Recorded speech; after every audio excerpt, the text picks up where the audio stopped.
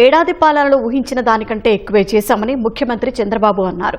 సుపరిపాలనలో తొలి అడుగు పేరిట అమరావతిలోని సచివాలయం వెనుక ఏర్పాటు చేసిన సదస్సును ఆయన ప్రారంభించారు. ఉప ముఖ్యమంత్రి పవన్, పురంధేశ్వరి, లోకేష్తో కలిసి జ్యోతి ప్రజ్వలన చేశారు. గతానికి భిన్నంగా అన్ని జిల్లాల కలెక్టర్లు, ఎస్పీలు, శాఖాధిపతులు, కార్యదర్శులు, ఎమ్మెల్యేలు, ఎమ్మెల్సీలు, ఎంపీలు హాజరైన ఈ సదస్సులో కూటమి పాలన మొదటి ఏడాది ప్రోగ్రెస్ వివరించి రెండో ఏడాది లక్ష్యాలపై చర్చించారు.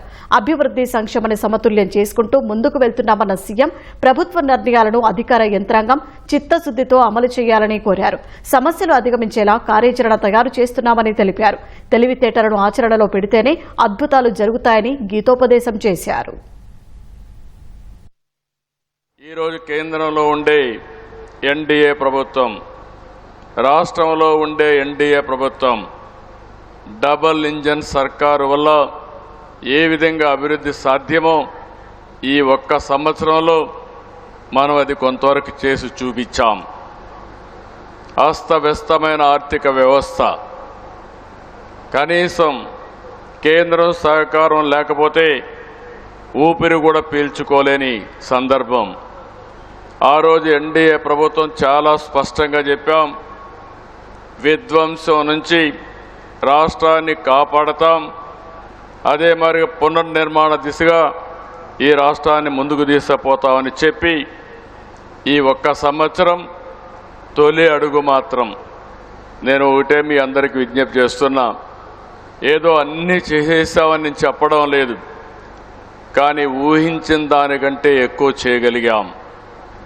3 పార్టీలు కూడా మామూలుగా ఒకే పార్టీ ఉన్నా కొన్ని ఇబ్బందులు ఉండే సమస్యలుంటే 3 పార్టీలు కూడా ఎక్కడా ఎలాంటి సమస్య లేకుండా ముందుకు పోగలుగుతున్నాం.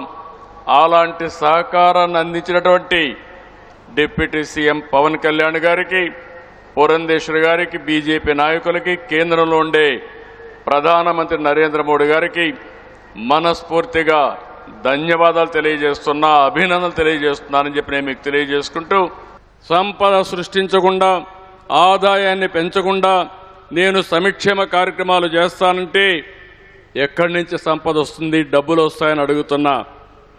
ఏ వ్యవస్థ కూడా సస్టైనబుల్గా ఉండాలంటే తప్పకుండా మనందరం ఆలోచించుకోవాల్సిన అవసరం ఉంది. అభివృద్ధి జరగాలి, సంక్షేమం జరగాలి, సాధికారత కంటిన్యూగా జరిగినప్పుడే అది సాధ్యమవుతుంది. P4ను ఉద్యమ స్ఫూర్తితో ముందుకు తీసుకెళ్లాలని సీఎం కోరారు. మీ అందరినీ కోరుతున్నా, ఎమ్మెల్యేలు కోరుతున్నా, మీ రెఫరల్ కూడా ఉంటుంది. ఎవరు తీసుకొచ్చారో అధికారులు కూడా కోరుతున్నా, మీ రెఫరల్ కూడా ఉంటుంది. 15 లక్షల మందిని బంగారు కుటుంబాలను అడాప్ట్ చేసుకోవాలని, ఆగస్టు 15 లోపల చేయాలని ఒక టార్గెట్ పెట్టుకున్నాం.